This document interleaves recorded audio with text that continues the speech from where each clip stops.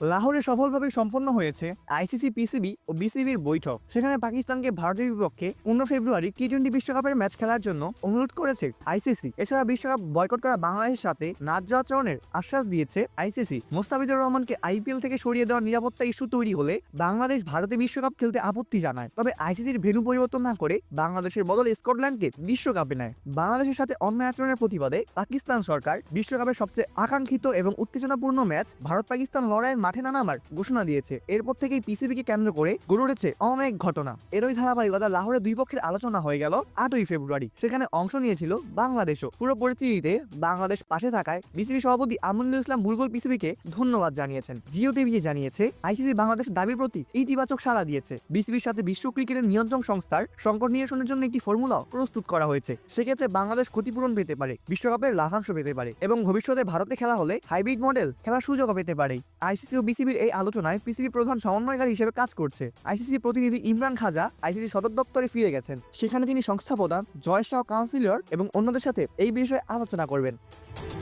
BCB সভাপতি আমিনুল ইসলাম বুলবুল বাংলাদেশ সরকারকে অবহিত করবেন, আর মহসিন নকভি সংশ্লিষ্ট বিষয় নিয়ে আলোচনা করবেন পাকিস্তানের প্রধানমন্ত্রী শেহবাজ শরীফের সাথে, যার নির্দেশ ভারত ম্যাচ বয়কটের সিদ্ধান্ত নেয় পাকিস্তান। সূত্র জানিয়েছে পরবর্তী পদক্ষেপগুলো চূড়ান্ত করার জন্য আইসিসি এবং বিসিবি কর্মকর্তারা আজ বিকেলে পুনরায় আলোচনায় আবার বসতে পারেন। ভারত পাকিস্তান ম্যাচ হবে কিনা তা জানতে অপেক্ষা করতে হবে আরও কিছুদিন। অপূর্ব দাস, লেভাস নিউজ।